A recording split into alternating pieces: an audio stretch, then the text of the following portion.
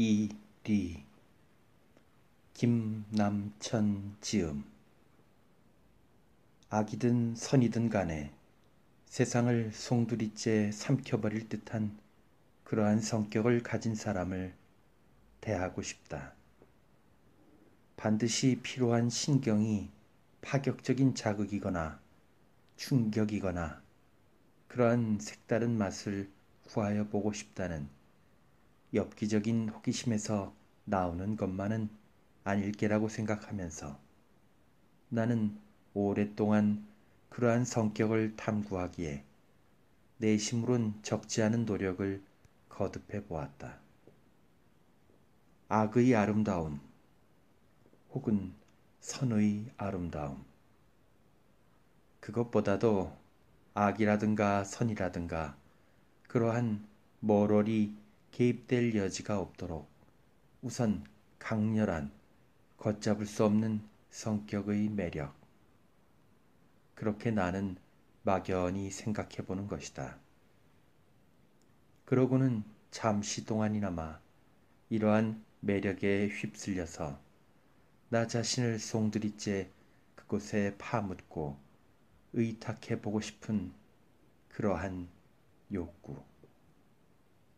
어떤 날 오후, 봄이라고는 하지만 추위가 완전히 대기 속에서 가시어버리지 않은 날, 나는 영화 상설관에서 페페 르 모코를 구경하고 7시경에 거리를 나섰다. 저녁을 먹어야 할 끼니 때가 이미 지났으나 곧 버스에 시달리면서 집으로 향할 생각을 먹지 않고 어디 그늘진 거리나 거닐면서 지금 보고 나오는 토끼가 주는 아름다운 흥분을 고즈넉하니 향락하고 싶어서 나는 발을 뒷골목으로 돌려놓았다. 서울의 빈약한 거리를 걸으면서도 나의 상념의 촉수는 카즈바의 솔란하고 수상스러운 세계를 헤마고 있었다. 페페 르 모코가 소프트의 뒷전을 축혀서 머리에 올려놓고 줄이 반듯한 양복에 색 구두를 신고 목에는 흰 명주 수건을 얌전히 둘러감고서 카즈바의 소굴을 탈출하여 계집을 찾아 부두로 향하던 그림이 나의 머리를 떠나지 않는 것이다. 그의 어깨 너머로 혹은 그의 눈이 부딪히는 곳에서 한없이 움직이며 전개되던 카즈바의 괴상한 골목이 마치 빈약하고 단조로운 이 서울 거리인 양 나의 앞으로 지나치는 나의 길 옆으로 자꾸만 꼬리를 물고 벌어지는 것이다. 이 카즈바의 헤아릴 수 없는 수상한 분위기 속에 아름다운 페페르모코 장가방의 얼굴이 기연히 솟아올라 나의 눈을 사로잡아 버리는 것이다. 악의 아름다움? 아니다. 니힐레의 매력? 아니다. 분위기에 대한 호기심? 그것은 더욱 아니다.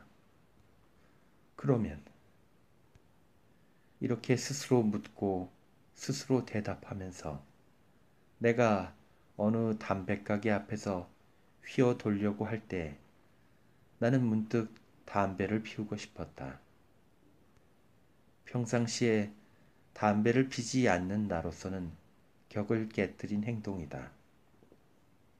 담배를 사서 갑을 따고 한 가치를 뽑아 입술에 물고서 흡사 페페르모코 마양으로 찍 성냥을 그어 담배에 옮겼을 때 슬며시 나의 옆에 와 서서 어깨에 손을 올려놓는 네가 있었다. 담배를 피우고 싶소? 나의 친구는 이렇게 물으면서 나와 악수를 청하였다. 결국은 빙빙 돌아서 이쪽으로 다시 돌아 나올 걸. 어쩌자고 그늘진 골목으로 들었던 것이오. 들은즉 신문 기자인 나의 친구 박구는 영화관에서 나오는 나를 발견하고 뒤를 쫓은 것이라 한다. 내가 두어 마디 되지도 않은 설명을 붙였을 때, 뭐 그저 아직도 카즈바인 줄 알았겠죠. 그러나 저러나 오래간만이니 어디서 저녁이나 같이 합시다. 나 역시 친분있는 박군을 만나 이야기해 본 지도 오래되므로 그의 안내하는 대로 둘이는 명치정 어떤 작은 요리집 2층에 올라갔다. 육조방에 앉아서 술과 간단한 안주와 저녁을 주문해 놓고 우리는 다소 무료하였다. 아직 산산한 때라 나는 화로의 숯을 젓가락으로 그을리고 박구는 차를 마셨다. 뭐 재미난 소식이나 없소? 나는 신문 기자인 박군에게 가끔 이렇게 묻는 것이 버릇이었다. 그러면 박군은 외교 문제에서 정치 문제, 그리고는 개제 금지된 사건 같은 것도 간간히 섞어가며 그의 소속인 사회면에 대한 거, 이러다가 이야기에 진하면 저 명신사숙녀의 스캔들까지 들은 대로 조사한 대로 털어놓는 것인데, 이러한 박군의 이야기가 또한 하룻밤 한담거리로는 지나친 흥미를 나에게 던져주는 것이었다. 나의 얼굴을 쳐다보면서 이야기는 차차 하고, 그래 페페르 모코를 지금 해본다 하고 싱글싱글 웃었다. 나는 박군의 이러한 말로 인연해서 다시 여태껏 잊었던 카즈바의 분위기 속에 발을 가까이 하였다. 카즈바 하고 나는 다소 연극의 독백조로 중얼거리며 두 팔을 다다미에 세우고 천장이 바람벽과 닿은 곳을 명하니 쳐다보았다. 나는 나의 눈이 가 닿은 곳에 페페 르모코의 마지막 장면을 그려보는 것이다. 기선 오랑시호의 갑판 위에 나선 계집을 수갑을 찬 페페가 부두의 철물 안에서 바라보다가 돌연히 높은 소리를 내어 카비! 하고 불러본다. 이것을 알 턱이 없고 이 소리를 들을 턱이 없는 카비는 그러나 그때 마침 기선의 기적이 귀를 째면서 울려오는 바람에 귀를 틀어 막고 선실로 물러간다. 페페의 얼굴에 눈물이 한 줄기 흐르고 이어서 그는 예리한 칼로 제 배를 가르고 거꾸러진다. 기선 오랑시호는 이때 이미 창파를 헤치며 바다로 향하여 검은 연기를 토하고 있었다. 여보, 술 둬. 하는 박군의 말에 문득 나는 기겁을 하듯 몸을 일으켰다. 계집은 물러나가고 박군은 술병을 나에게로 향하여 돌리면서 네, 서울의 카지바를 구경시켜 올 일이다 하고 썽긋이 웃는다. 나는 황급히 술잔을 들고 김이 몰신몰신 나는 노루그름한 액체가 담긴 잔을 기다려서 박군의 조롱을 물리치듯 50전 주고 지금 실컷 구경했소 하고는 마주 웃었으나 받은 술을 달게 마시고 젓가락으로 스노모노를 한 점 입에 넣고서 다시 술병을 들려고 하였을 때 박군은 스스로 제 잔에 술을 따르며 혼잣말처럼 이렇게 이야기하고 있었다. 그런 게 아니요.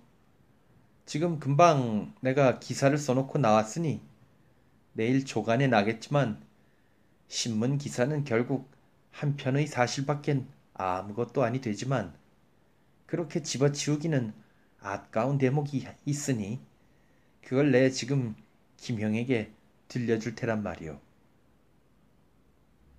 내가 정색하는 것을 기다려 박군은 다시 술잔을 한 잔 따라 맛있게 들이마시고 나의 얼굴을 쳐다보았다.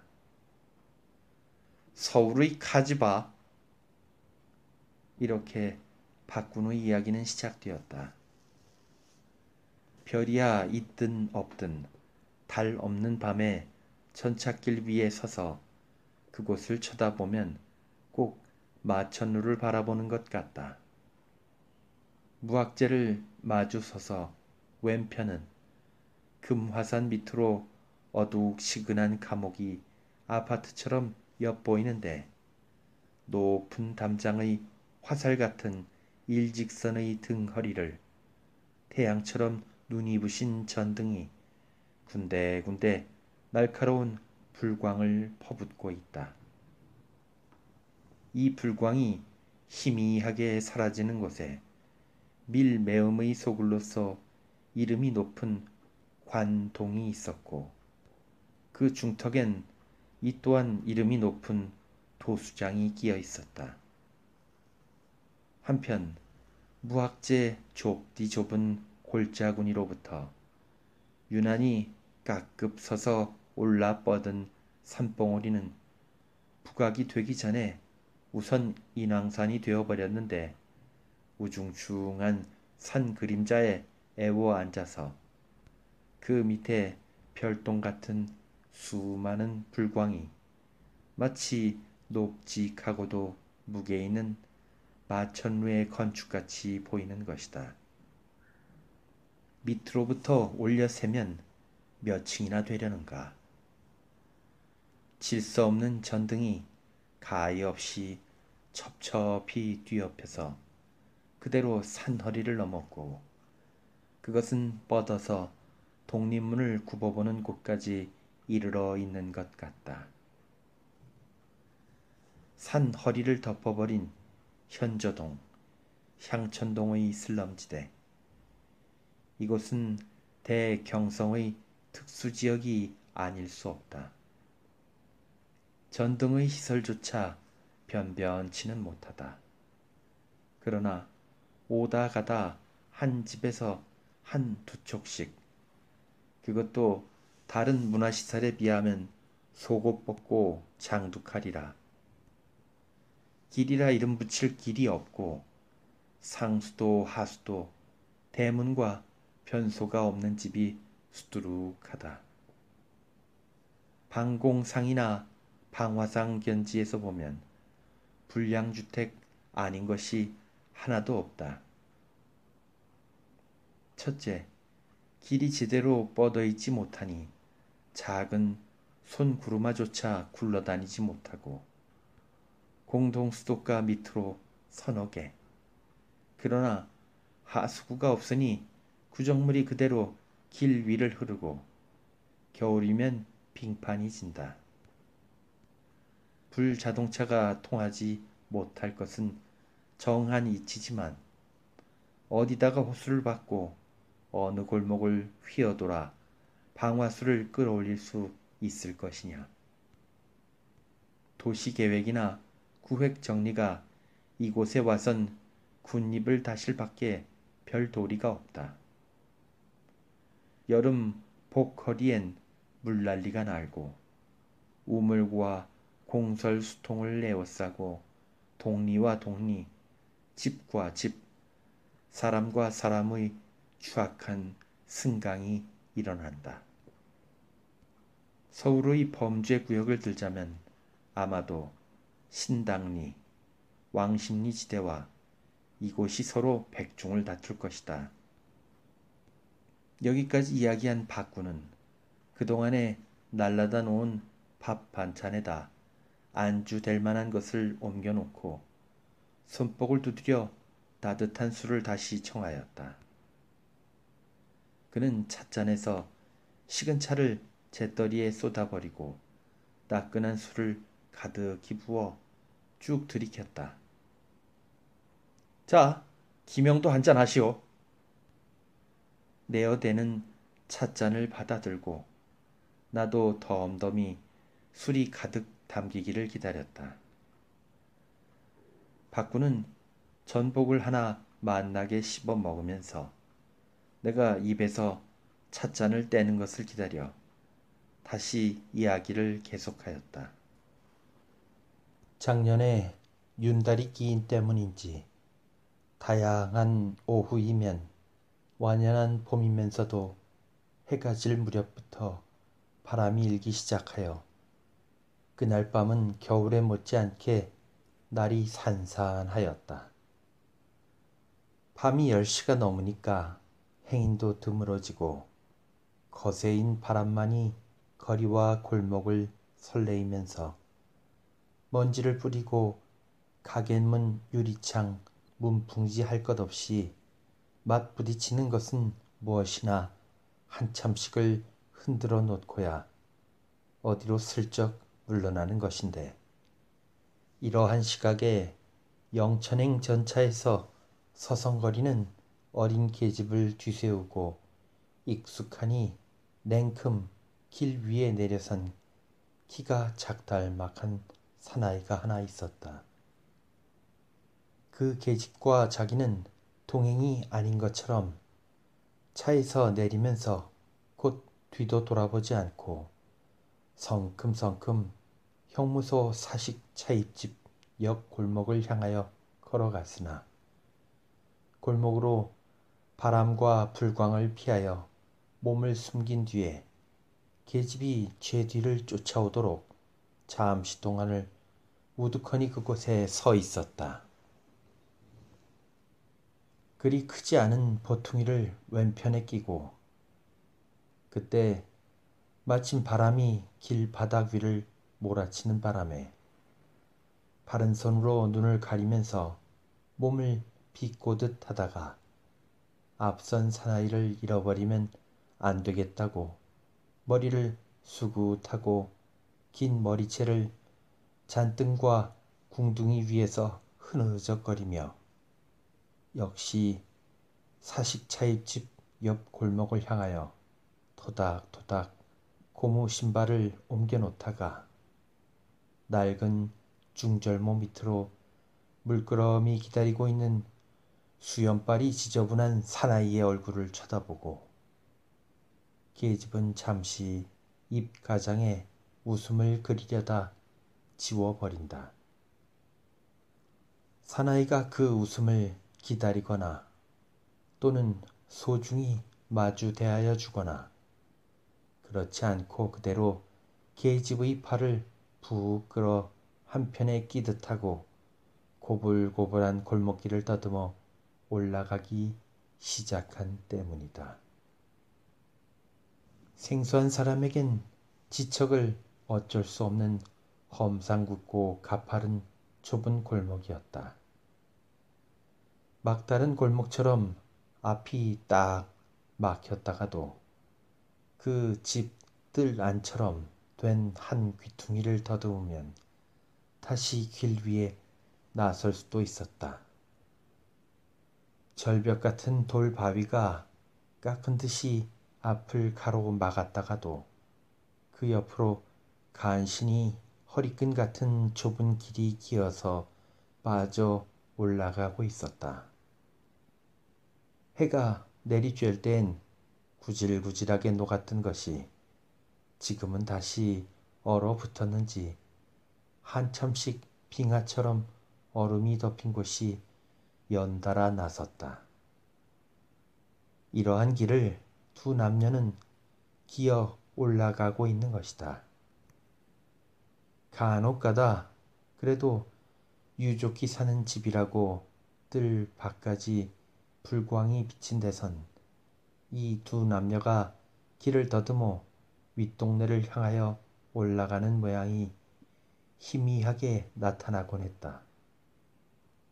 사나이는 50이 가까운 47, 키는 작달마 가여 5자를 얼마 넘지 못하겠는데 몸은 다부지게 생긴 것을 낡은 능견 두루마리로 두르고 까까머리가 더부룩하게 자란 윗개가 뾰족 나와 마치 대추씨처럼 생긴 머리에는 때가 제들제들 끼인 회색 중절모를 푹 눌러쓰고 있다.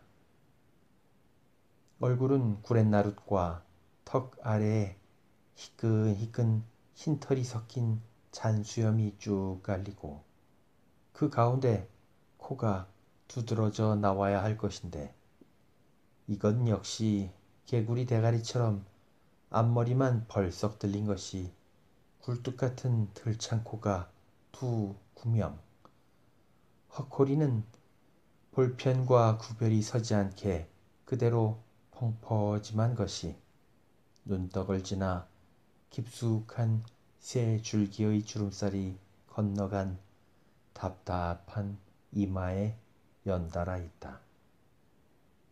그러나 물론 희미한 불광에 그것이 나타날 리치는 없고 오직 불빛이 휘끈 그의 얼굴을 스칠 땐 어딘가 꾀죄죄한 특징만이 그 작달만한 키에 올려서 인상 깊이 나타나는 것이었다.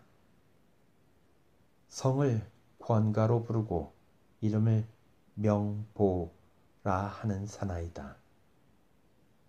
이 권과에게 한 팔을 잡혀서 간신히 길을 더듬고 올라가느라고 가쁜 숨을 연신 포포 내뿜으면서 때때론 사나이의 팔에 몸을 싣고 그대로 주저앉을 듯 하다가도 사정없이 끌어당기는 힘에 다시 숨도 돌릴 새 없이 벌렁 매치치처럼 쫓아가고 있는 계집은 연세는 17이나 궁둥이며 앙가슴이며 또는 토실토실하니 버짐과 솜털이 떨어지면서 돋아오르는 볼편이며 제법 계집티가 나는 숙성한 년인데 머리를 따 늘어뜨린 끝에 붉은 인조견 댕기를 메어놓은 것이라든가 친친 감기는 옥색 교직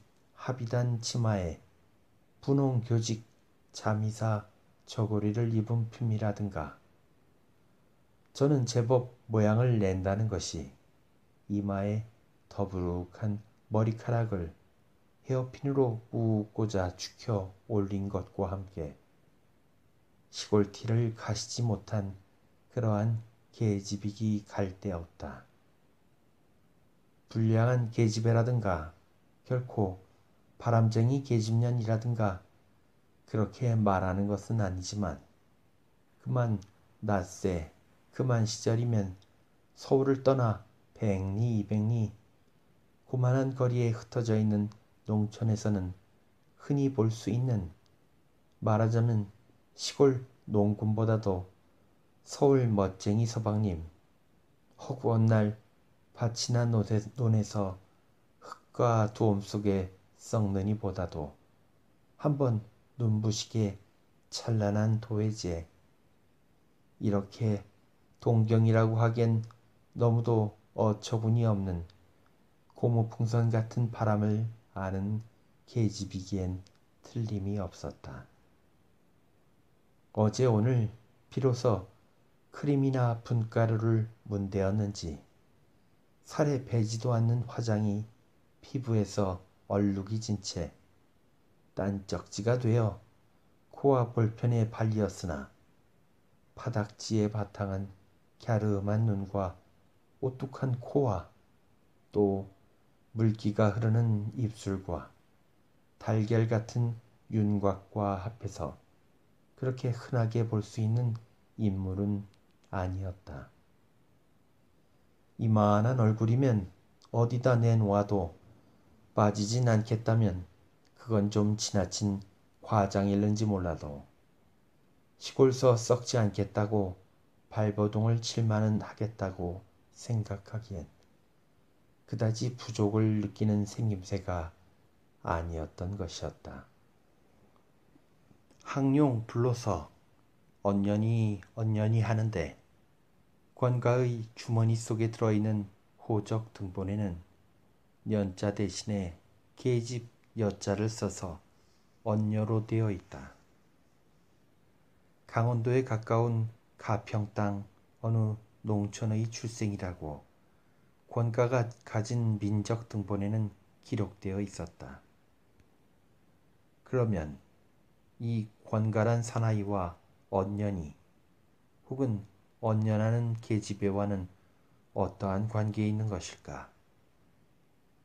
권가의 둘째 딸이나 셋째 딸, 그렇지 않으면 무슨 조카 딸쯤이라면 꼭 좋겠다. 아버지나 삼촌이나 아저씨가 서울 구경을 시킨다고 오늘 시골서 서울로 데리고 올라왔다. 이것이 제일 자연스러울 것이다. 그러나 언년이의 성은 첫째, 권가가 아니었다. 그러면 권가는 언년이의 외삼촌일까? 그런 건 어찌되었건 이 사나이와 계집은 지금 현저동 마루터 가까이 와서 잠깐 발을 멈칫하고 형세를 관망하고 있는 것처럼 보인다.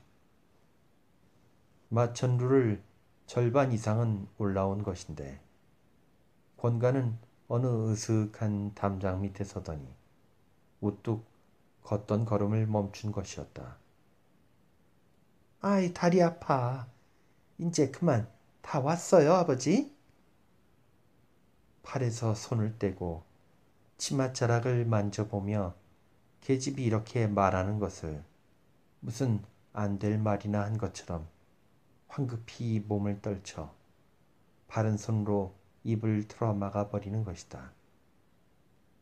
그 바람에 언년이의 아버지 하던 말소리는 지자를 채 내지 못하고 어리둥절해서 끊어지고 말았다. 그러나 수상한 행동은 그것뿐만이 아니었다. 갈구리 같은 손을 그대로 휙 언년이의 목에다 감아버렸다. 권가는 언년이가 목소리를 내었다고 모진 형벌을 주려는 것일까? 언년이는 확실히 그렇게 생각하고 적지 않이 겁을 집어먹고 몸서리를 쳤다. 그러나 목을 둘러감은 능견 두루마기의 팔소매가 푹 언년이의 목을 끌어당겼다고 생각되던 순간 언년이의 얼굴은 산뜻한 비단의 촉감을 거쳐서 어느새 지저분한 수염발을 마주 대하지 않으면 안 되었던 것이다. 가쁜 숨결이 연거푸 언년이의 안면을 삽살개처럼 미칠 듯이 설레인 뒤에 으스러지도록 지금 겨우 탄력이 생기려는 어린 계집의 몸뚱아리는 권가의 가슴팍에서 파닥거리며 접쳐버리고 말았다. 계집을 놓고 한번 한숨을 푹 내뿜고 난 뒤에 권가는 다시 가자, 이제 얼추 다 왔다 하고 말소리를 내어 언년이의 벌벌 떠는 몸을 앞으로 당기었으나 손을 맞잡고 앞발을 내짚었을 때 그가 입속으로 혼잣말처럼 무슨 일이 있어도 너는 내 것이다 하고 중얼거린 것은 물론 언년이의 귓속에까지 들리지는 아니하였다. 이윽고 둘이는 목적하는 집 앞에 이르렀다. 집은 이 부근에선 좋은 편에 속하는 것으로 지붕은 함석을 덮고 외짝이나마 삐뚤음이 대문이 닫혀 있다. 대문을 들어서면 반칸만큼 대청이 마주 보이고 안방이 칸반, 건넌방이 한 칸, 그러고는 대문과 붙은 뜰 아랫방이 한 칸 몫으로 넘어져가는 기둥을 찌그둥하니 세우고 있다. 그러나 물론 집안의 구조나 외모도 그러한 밤에는 뚜렷이 나타날 턱이 없고 방에서는 오직 건넌방의 불광이 훤한 것이 눈에 띄었다. 처음 전차에서 내릴 때와는 달리 적지 않이 겁을 집어먹고 사시나무 떨듯 웅크리고 섰는 언년이를 비탈 한 귀퉁이에 세워놓고 권가는 저척저척 걸어가서 뜰 아랫방 들창을 뚱뚱 두드렸다. 누구요? 하고 늙은 여인의 목소리가 캄캄한 방 안에서 나더니 그 밑에 대답하듯 기침소리가 두어 번 밖에서 들리는 것을 나무로 권주사요? 하는 재치어 묻는 소리가 길가에 서 있는 언년이에게까지 들렸다. 네. 하고 권과는 짤막하니 대답하였다. 대문이 찌그둥하고 열리는데 권과보다도 다리 하나는 없을 만큼 적디 적은 늙은 한망구가 깨우뚱 밖을 엿본다. 안에서도 기다렸수. 언년이는 권과의 손질에 따라 기운 없는 발걸음으로 그러나 적지 않이 긴장하여 그들의 뒤를 쫓아 뜰 안으로 들어섰다. 그들이 뜰 안에 들어서자 불광이 비치던 방문이 덜렁덜렁 열리면서 젊은 사나이의 상반신이 불쑥 나타났다. 어둡고 치운데 고생했소. 서성거릴 거 없이 이리 데리고 들어오시지. 그러나 권가는 언년이를 대청에 앉힌 채 노파의 뒤를 따라 저 혼자만 방 안으로 들어가고 이어서 색시도 들어오라고 치운데 하는 것을 그대로 묵살해 버리고서 득 장지문을 닫아버리고 말았다. 방 안에 있던 젊은 사나이, 그러나 권가에 비해서 젊다는 것이지 그의 연세가 뭐 20안짝이라던가 그렇지는 않은 것이다. 역시 나이는 40줄에 들어서 37, 눈 가장과 입 가장의 잔주름이 그것을 넉넉히 증명하고 있었다. 그는 지금 남자답지도 않게 밤단장이 한창 바쁘다. 단장이라고 하여도 머리는 벌써 찐득찐득한 빠루를 기름이 뚝뚝 흐르게 발라서 올백으로 넘겨 빗었고 지금은 거꾸로 세수한 끝에 면도질을 하고 있었던 것이다. 보아하니 얼굴 생김새가 털 같은 것이 지저분하게 상판대기를 덮을 그런 종류의 파닥지가 아니다.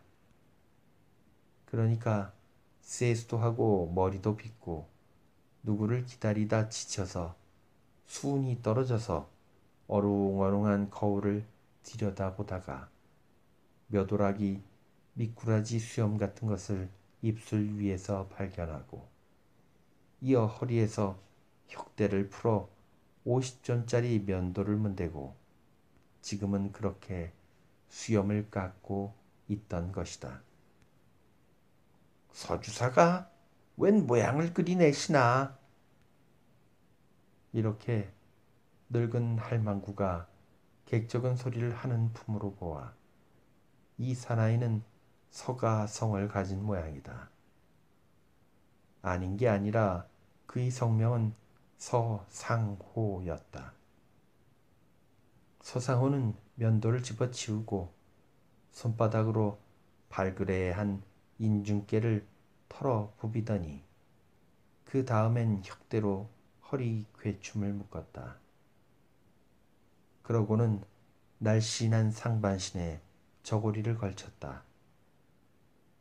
회색 교직 숙수 마고자의 가짜 밀화 단추가 번뜩거렸다. 권과는 윗목에 쭈그리고 앉아서 잔뜩 눈살을 찌푸리고 서가의 하는 품을 바라보고 있다.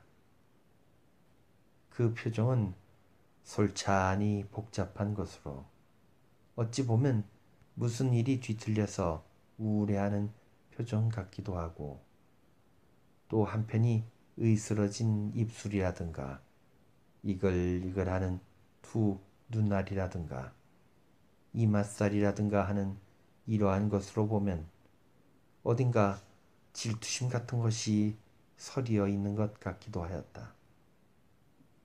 사실 그는 내심 눈앞에 보이는 기름달판이 같은 반들반들한 사나이에게 저도 모르는 질투를 느끼고 있었던 것이다.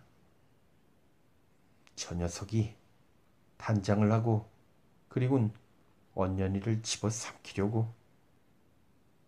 드디어 그는 그렇게 생각하고 있는 제 심정을 저 스스로도 의식할 정도에 이르렀다. 그러나 한편 노파나 서가로서는 권가의 잔뜩 찌푸린 표정에서 그러한 색다른 뉘앙스를 붙잡을 턱이 만무하였다. 모자나 벗고 편안히 앉으시구려. 뭐 일이 생각대로 되질 않았소? 결국 이렇게밖에 물어볼 도리가 없었다. 그러나 일이 생각대로 되지 않았다는 것조차 그들에겐 이해키 어려운 일이긴 하였다. 박물장수가 새에 서서 이미 호적 등본과 백지 위임장은 받아 놓았다고 하였고 그래서 계집의 본 집에 몇십 원 들려주고 그 옷까지 해입은데 돈 10원이 든다 하였고 그러해서 합쳐 30원을 가져간 것이 바로 어저께 오늘 저녁녘에 권가가 스스로 와서 하는 말은 그 계집이 지금 춘천 차부에서 내려서 어느 관수정 여관에 들어있다고 했으니 그 뒤에 불과 몇 시간 생각대로 되지 않을 그런 사건이 생길 틈이 없지 않은가.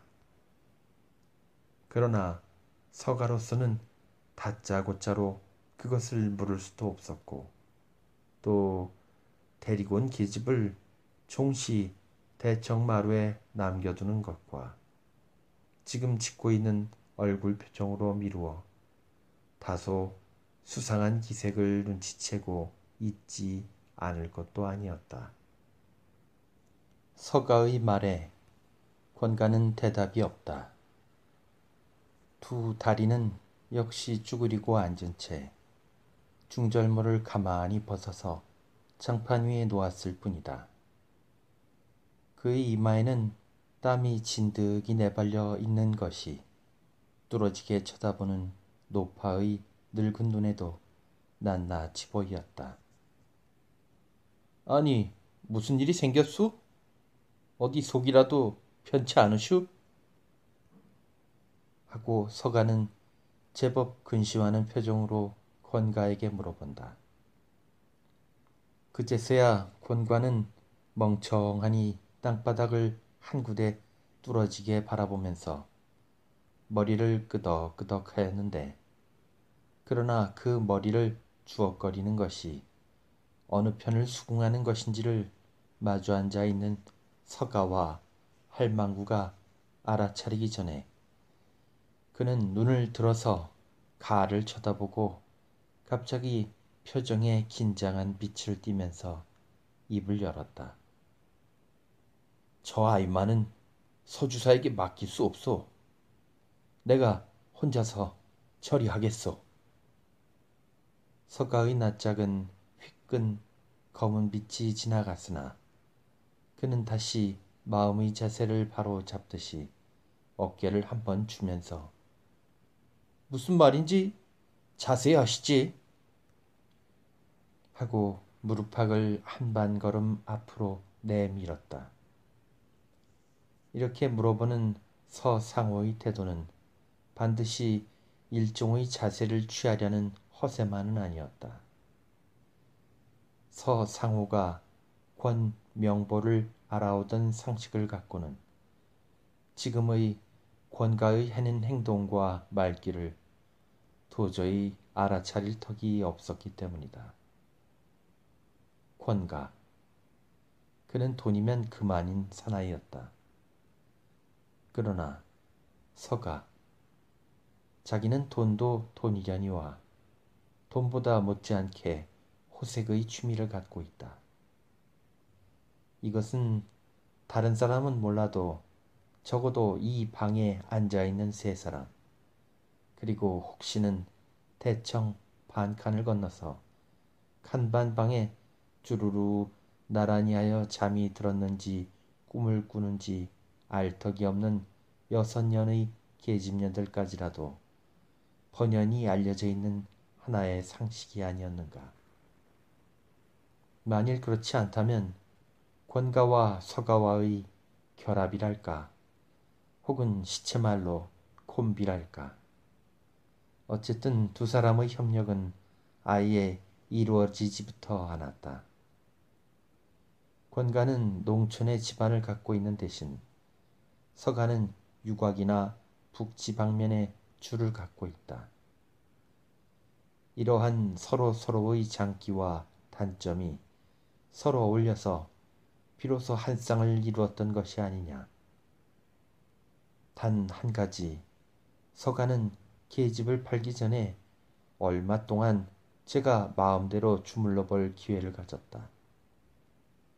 그러나 권가는 이러한 서가의 행동에 이런 반구의 불평이 없이 간혹 그런 것을 농간해서 제 앞으로 올 부분 돈을 늘리면 그만이었다.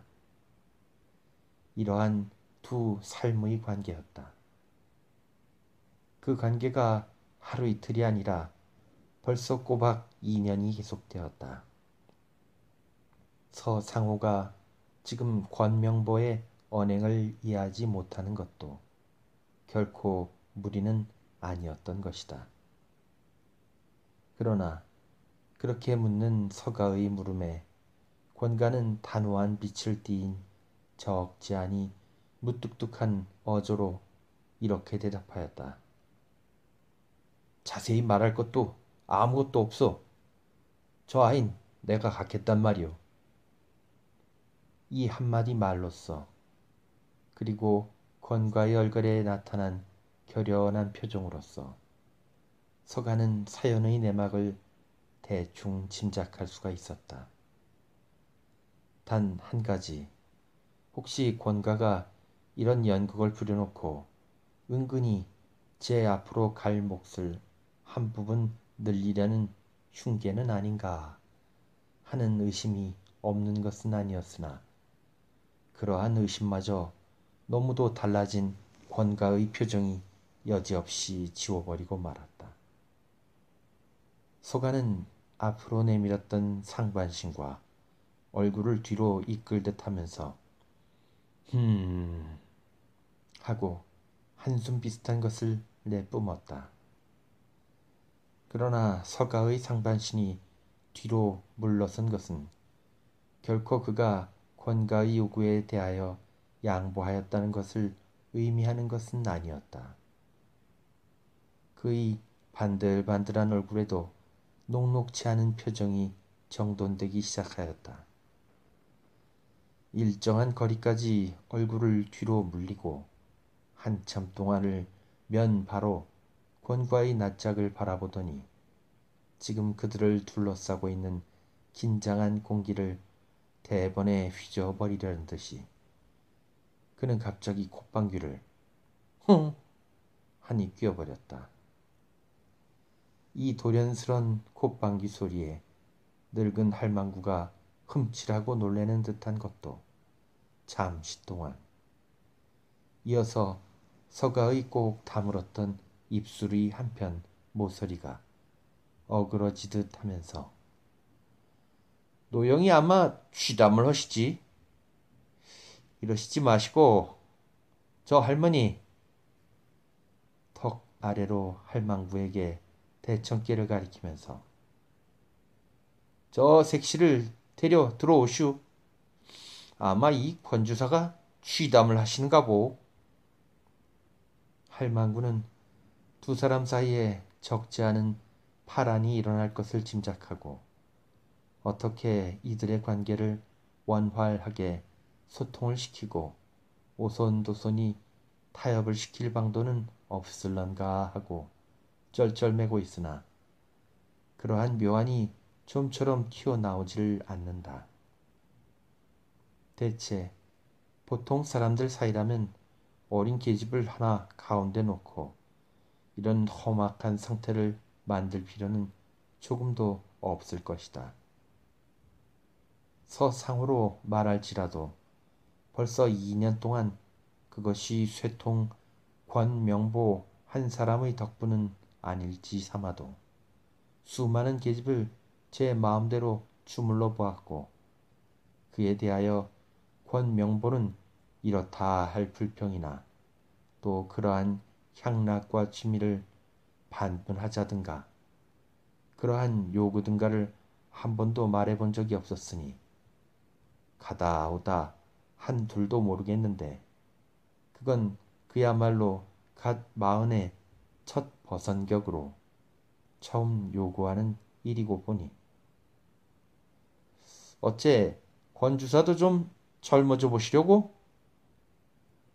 라든가 그렇지 않으면 좀 세찬 녹말일지라도 호호 돈만 하시던 권주사께서 바람이 나셨다. 늙으막 바람은 걷잡을 길이 없다는데 이거 큰일 났는걸. 그러나 저러나 환갑되시기 전에 어디 한번 늘어지게 인생의 재미나 맛보아 보슈. 라든가 해서 껄껄껄 웃어버리고 방을 비워주는 게 온당할 것이 아닌가. 그것도 계집의 얼굴을 한 번이라도 눈 넘겨보고 그 생김새 군침이라도 삼켜본 뒤라면 무슨 일이 있어도 저 계집은 내 것이다 라고 뻗대어 얻어볼 것이지만 지금 어둠 속에서 뜰 안에 들어선 계집을 눈너림으로 어렴풋이 바라다 보았을 뿐 눈이 세 갠지 두 갠지 코가 뭐로 붙었는지도 모르는 처지에 도무지 권가와 낯을 붉히고 슬강을 할 건덕지가 되지 않을 것 같으다. 또 한편 권명보를 두고 볼지라도 하기는 난데없이 늦바람이 났는지 돌게 바람이 불었는지 갑작스레 딸값에나 하는 어린 계집에게 마음이 동했느라고 토설을 하고서 능청스럽게 여보, 서주사, 이번 그 계집아인 나 한번 맛 좀 봅시다 그려 하고 명함을 들면 체면일지 아닐지는 모르겠으나 어차피 일이 된 바엔 표정을 낮추고 빌붙듯 해서 타협해보는 것이 온당할 것이 아니냐. 누구나 이렇게 생각해봄이 자연스러울 뿐 아니라 또 당연한 일일 것이다. 그러나 두 사람 사이에 끼어서 어떻게 화해를 시켜보려고 언턱을 잡으려고 애쓰는 백전노장인 늙은 할망구도 그러한 태평한 생각은 먹으려고 하지 않았다. 그는 이 두 사람의 성질이며 또 지금 만들어진 두 사람의 분위기나 호흡을 잘 알고 있기 때문이다. 얼핏 보기에도 환장을 하였는지 모르나 권가의 계집에 대한 반한품이 결코 예사가 아니었고 그것이 누구의 눈에도 역력히 나타나 보이면 보일수록 또 서주사로서는 그대로 넘겨보내고 싶지 않은 어떤 미묘한 심리가 동반하는 것이었다. 그것은 결코 단순한 질투심이나 성욕이나 시기심으로 모아 버릴 수 없는 미묘한 심리가 아닌가 하고도 생각이 되었다. 돈만 알던 구두쇠 권가란 놈이 대번에 저렇게 반해버려 가지고 입도 변변히 놀리지 못하는 것을 보면 그 계집애가 아마 절세의 미인이기 갈 데 없다. 하찮은 계집에만 짓물려 돌다가 1년에 하나 맞잡이 그렇게 어깨 드문 양귀미 뒷다리 같은 계집을 놓친다고야 될 말이냐. 그래서 권주사 쥐담은 좀 작작하시지 하고 대드는 것이라면 그건 그대로 화해를 시킬 건덕지도 있을는지 모른다. 그러나 이 두 사람의 험악한 호흡과 자세 사이에는 일종의 권리의 침해에 대한 성격적인 항쟁이라고 할 만한 그런 대목이 있는 것이 아닌가. 세 사람 중에 이것을 권리의 침해나 집안의 탈환이라고 생각한 사람은 하나도 없었으나 그러나 의식했건 안 했건 그것을 온 몸뚱아리를 가지고 직각하고 있었던 것은 분명한 사실이었다. 그렇기 때문에 한 번은 서가의 얼굴을 쳐다보고 다음엔 권가의 표정을 살며본 할망구가 그거 뭐 그렇게 와락부락 허게스레 그러실 것 없이 어떻게 좀 자분자분하게 좋도록 이야기를 해보시는 게 어떠실지 하고 안 나오는 웃음을 웃어가며 이야기를 붙여보려고 할 때 할머니 잠자코 계시오. 어서 저 색시나 데려드려오. 하는 서가의 서슬이어 보이는 말투가 다시 헝클어지려던 무거운 공기를 더욱 더 긴박하게 만들고야 마는 것이다. 드디어 할망구는 다시 또 한 번 두 사람의 얼굴을 번갈아 보다가 암칠 무릎을 일으켜 세웠다. 그러나 그가 채 몸을 일으키기도 전에 작달만한 능견 두루마리의 다부진 몸뚱아리가 불쑥 방 안에서 솟아오르고 이어서 그것은 장지문 앞에 가로서고 말았다. 권주사, 이럴 참요? 서가의 두 눈이 뱀의 눈처럼 무서운 살기를 띠고 한참을 치 올려다본다. 그러나 날씬한 그의 몸뚱아리라도 벌떡 전등을 흔들며 방 가운데에 솟아올랐다. 불이 흔들려 두 그림자가 바람벽 위에 움직였으나 두 사람의 몸뚱아리는 꿈쩍도 하지 않았다. 이윽고 회색 마고자의 팔토시가 번개처럼 능견 두루마기의 앞깃을 감아 주었으나 그 순간 권과의 바른 손에는 칼자루가 불빛에 번뜩하였다. 나의 친구 신문기자인 박구는 이야기를 이 대목에서 뚝 끊었다. 나는 그의 이야기에 취하여 팔을 술상에 올려놓고 그의 얼굴을 바라다 보다가 그가 말을 뚝 끊었을 때 침을 들컥 삼키었다. 어떻소? 이 밖의 것은 신문에 게재될 기사 영역이니 더 말하지는 않겠지만 대단한 상처를 입지는 않았으나 그들은 모두 경찰에 체포가 되었어.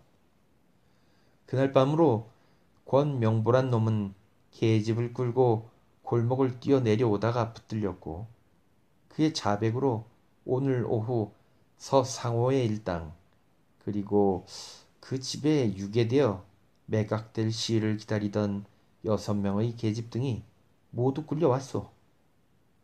그런 건 아무 흥미도 없는 내일 아침 초간의 영역이오. 이 두 사나이의 성격이 어떻소? 소설이 꽤 되겠소? 나는 그 말에는 대답치 않고 박군의 노력을 감사하기 위하여 술병을 들었다. 그가 술을 쭉 들이킨 뒤에 나는 나직이 두 사람의 성격이 함께 함찐 것만큼 그런 것이면 나도 혼밥 반해보겠는데. 그러나 나의 말이 아주 끝나버리기 전에 박군은 몸을 뒤로 젖히면서 깔깔깔 대소하였다. 어인 영문을 몰라서 내가 어리둥절해 있으려니 박군은 웃음을 거두며 다시 한번 아하하 하고 하품 비슷한 웃음을 남긴 뒤에 내가 바로 그 말이오. 여보, 김형, 그 강렬한 성격에 대한 갈망이라는 게 더도 말고 바로 현대인의 피곤한 심경이란 게요. 하고 팔을 걷어붙였다. 김형이 방금 구경하고 나온 페페 르모코. 우리가 카즈바의 매력에 취하여 버리는 것이 모두 이러한 심경이 아니오.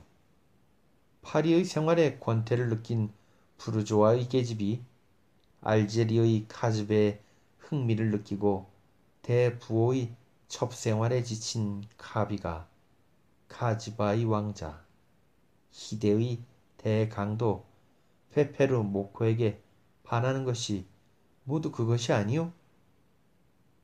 박근우의 얼굴은 땀발이 잡힌 것이 전등에 빛나 표현한 기색을 띠었다. 그는 새로운 에네르기를 느끼는 듯이 바른 손으로 찻잔을 꽉 쥐었다가 불쑥 그것을 나에게로 내밀면서 김영, 한잔 하시오. 그는 술을 잔에 넘치도록 가득히 부었다. 내가 잔을 들어 입에 대도록 그는 안주도 아무것도 들지 않고 내 얼굴만 바라보고 있었다. 나도 단김에 찻잔 하나를 다 들이켜고 갑자기 취기를 느꼈다. 내가 사시미 한 점을 장에 묻혀 박군의 입 앞에 가져갔을 때 그는 입술로 덮벅 그것을 받아서 입 안으로 굴리면서 이 역시 취기가 몸을 휘도는지 목을 척 늘어뜨리며 가즈바, 페페르 모코, 악의 매력, 강렬한 성격 하고 중얼거리다가 갑자기 집이 떠나가라고 하하하하 웃어대었다.